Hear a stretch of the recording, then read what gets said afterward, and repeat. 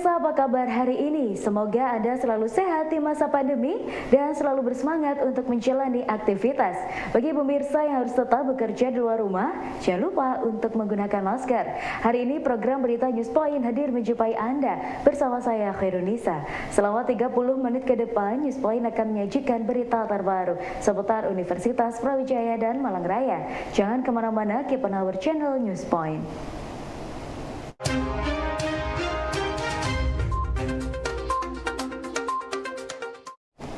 TPO TSHR merupakan rapid test untuk mendeteksi dini penyakit tiroid autoimun.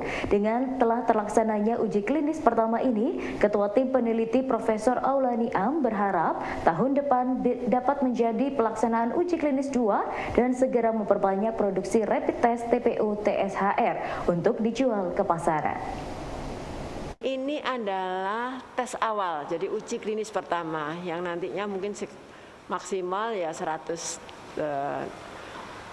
relawan yang diminta oleh dokternya. Jadi pasien-pasien di sini ada pasien dokter endokrin tadi. Nanti baru tahun depan kita uji yang banyak, mungkin uji klinis kedua. Nah itu biasanya dilakukan oleh Perhimpunan Endokrinologi Indonesia. Jadi mereka yang kita beri tesnya, kita tanda tangan dan sebagainya, nantinya akan digunakan tes di center-center yang mereka tunjuk. Jadi kita nggak boleh nunjuk di mana itu, karena itu begitu sudah maka tahun depan itu kita sudah launching produk dengan PT Bio Farma. Sebanyak 125 nyawa melayang akibat tragedi Kanjuruhan usai laga Amera FC versus Persebaya. Sebagai bentuk rasa duka cita yang mendalam, Panglima Divisi Infanteri 2 Kostrat Majen TNI Syafrizal mengajak semua prajurit dan masyarakat untuk mendoakan para korban, baik yang meninggal maupun yang masih dalam perawatan. Dan Pusdik Aranut yang saya hormati, para sesepuh TNI yang hadir pada pagi ini, hadirin tamu undangan yang berbahagia. Sebelum saya bacakan amanat Panglima TNI, mari kita sejenak berdoa untuk saudara-saudara kita yang menjadi korban tragedi Kanjuruhan pada tanggal 1 Oktober yang lalu.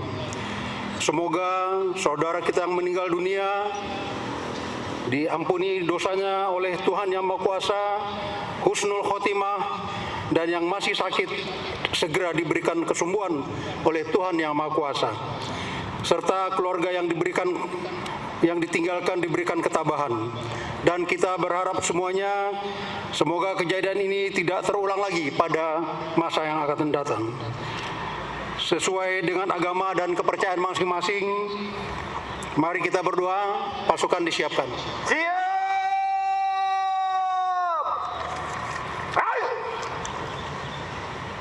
Berdoa mulai.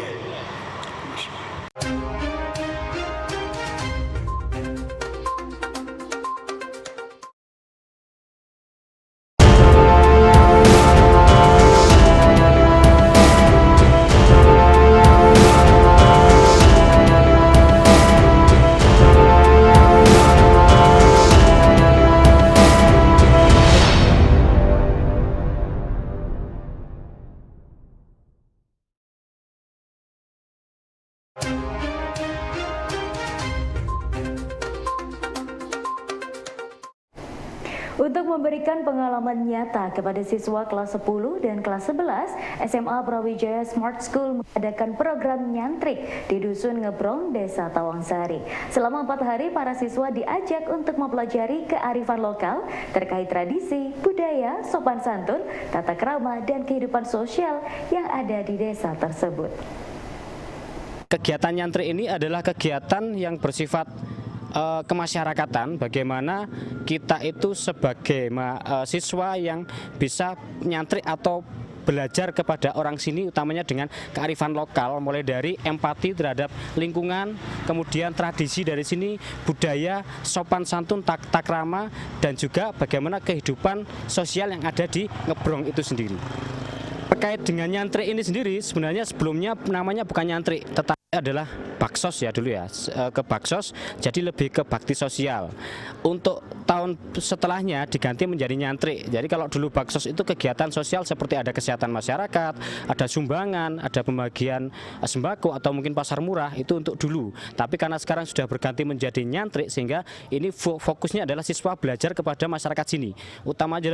Utamanya adalah terkait tata krama, sopan santun, bahasa Jawa utamanya itu. Jadi lebih ke masyarakatnya. Kepala Staf TNI AD Jenderal TNI Dudung Abdurrahman mengunjungi korban tragedi Kanjuruhan di RSSA Malang. Dalam kunjungannya bersama rombongan, ia menyampaikan bela sungkawa kepada seluruh korban dan mendoakan korban yang sakit agar bisa segera sembuh. Ia juga menegaskan akan menindak tegas anggota yang melakukan kekerasan.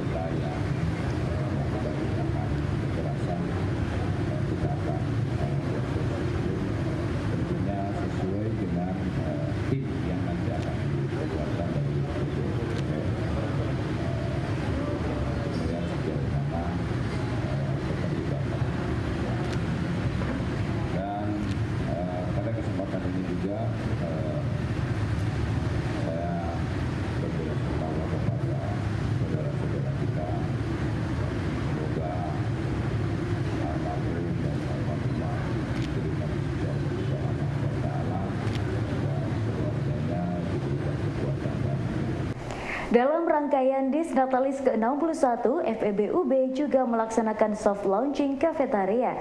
Tidak hanya makanan dan minuman saja, namun para mahasiswa, dosen, dan karyawan juga dapat bekerja dengan mendengarkan live music. Dekan FEBUB, Abdul Ghaffar, juga memberikan wadah untuk para mahasiswa yang ingin berjalan di kafetaria ini.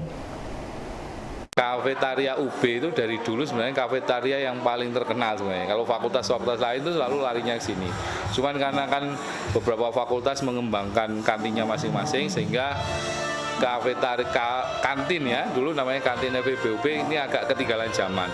Sehingga tahun ini kita renov agar menjadi sebuah kafetaria yang bagus, yang nyaman, ada AC-nya segala macam, kemudian bisa live musik di dalam. Ini teman-teman mahasiswa kan akan senang untuk nyaman untuk bisa bukan hanya makan sebenarnya, tapi juga bisa bekerja di kafe nanti. Tapi ini bertahap sebenarnya, ini hanya soft launching karena beberapa peralatan itu sebenarnya belum siap. Cuma nanti mungkin bulan November kita hard launchingnya sekitar bulan November. Penjualnya sebenarnya kita bebas, cuman sementara ini kan yang kebanyakan menyewa standnya ini dari ibu-ibu dan wanita, tapi sebenarnya kita bebas untuk menyewakan ini. Dan ini bergilir sebenarnya. Setiap tahun itu kita giliran untuk bisa menyewakan stand ini. Boleh saja, jadi nanti kita akan punya beberapa kantin. Ini kantin yang tertutup, tidak boleh masak. Nanti di belakang sana, di belakang gedung F itu ada kantin yang bisa masak. Jadi kemudian ada sedikit kafe yang di sudut dekat masjid juga itu yang namanya Rendezvous. FEB Rendezvous ini itu hanya untuk makan dan minum. Nanti menunya akan kita penuhi, bahkan nanti akan ada es krim, pokoknya menu-menu yang milenial lah untuk teman-teman.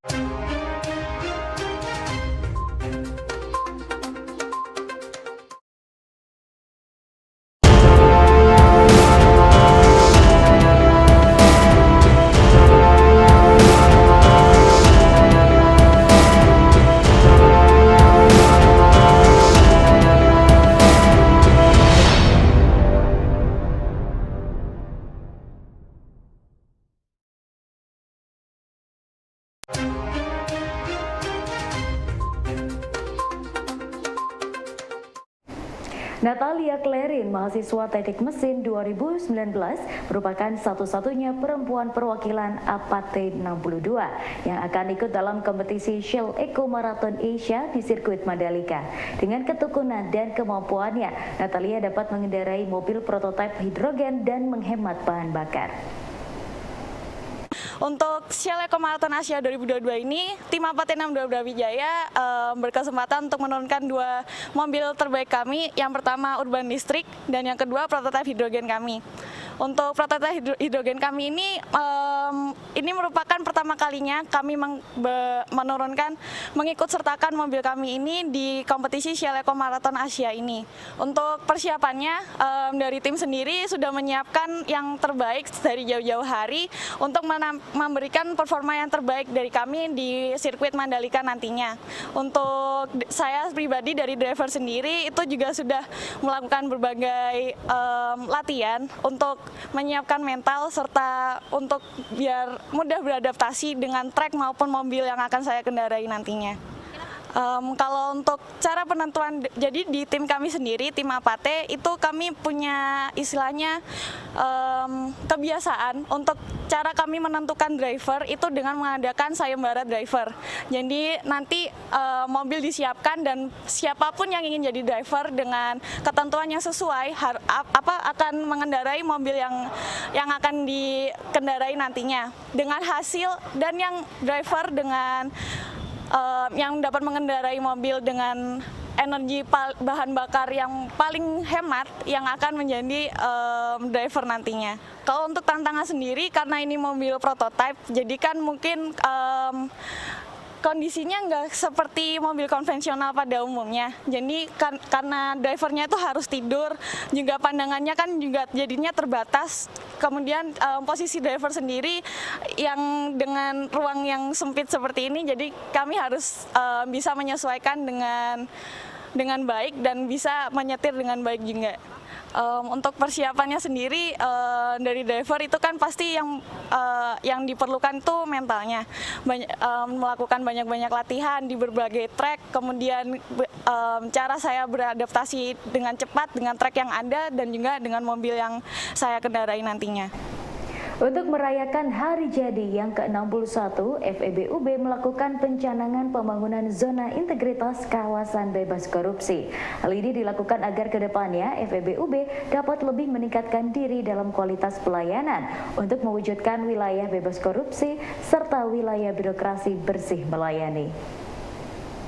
Acara ini sebenarnya adalah tasyakuran Dies Natalis FEBUB ke-61 yang kita sebenarnya untuk Dies tahun ini kita mulai tradisi baru, yaitu dengan rapat senat terbuka. Cuman hari ini itu ada 2 topik, satu sekalian tasyakuran Dies Natalis FEBUB 61, kita juga melakukan pencanangan pembangunan zona integritas kawasan bebas korupsi yang kita mulai akan proses itu mulai tahun ini sampai tahun ke depan. Ya, itu sebenarnya bagian dari program pemerintah untuk reformasi birokrasi. Jadi instansi-instansi pemerintah itu diharapkan memang bebas korupsi dan melakukan pelayanan prima. Nah, kita harus memenuhi berbagai macam persyaratan yang ada dan nanti kita mulai proses ini memenuhi semua persyaratan dan indikator yang ada supaya FEBUB ini menjadi bebas korupsi dan zona berintegritas gitu. Karena memang kan sudah waktunya semua instansi itu bebas korupsi dan berintegritas serta melakukan pelayanan prima, dan kita harus punya juga inovasi terhadap pelayanan. Kita bagian dari satuan publik, institusi publik, maka kewajiban kita adalah melayani publik secara aman, nyaman, dan bebas korupsi. Itu sebenarnya tujuan kita semua kan. Jadi ya kita mulai hari ini untuk pencanangannya sampai ke depan. Bukan berarti bahwa kemarin kita tidak melakukan itu, tetapi kan ada beberapa kriteria yang dikembangkan oleh kementerian untuk reformasi birokrasi dan kita akan penuhi semuanya.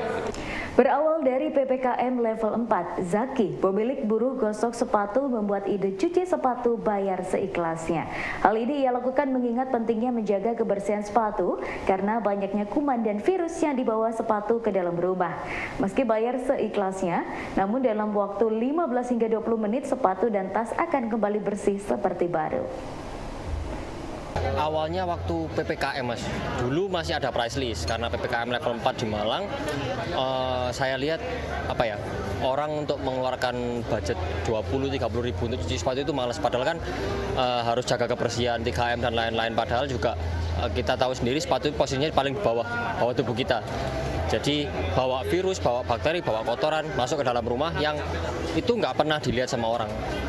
Gitu. Akhirnya saya coba seikhlasnya itu sampai akhir PPKM level 4 di Malang.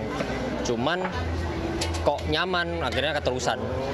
Sasaran pasar jelas milenial sih Mas, mahasiswa, dewasa muda, pekerja-pekerja muda gitu sih. Kadang juga nggak dikit orang-orang yang paruh baya juga ada. Cuman target marketnya ya mahasiswa juga. Ya pemirsa, informasi tadi sekaligus menutup perjumpaan kita hari ini. Jangan lupa saksikan News Point setiap hari pukul 19.30 waktu Indonesia Barat hanya di UB TV, Televisi Pendidikan Universitas Brawijaya. Saya Khairudisa dan seluruh kru yang bertugas pamit undur diri. Tetap patuhi protokol kesehatan, wajib menggunakan masker. Terima kasih dan selamat beraktivitas.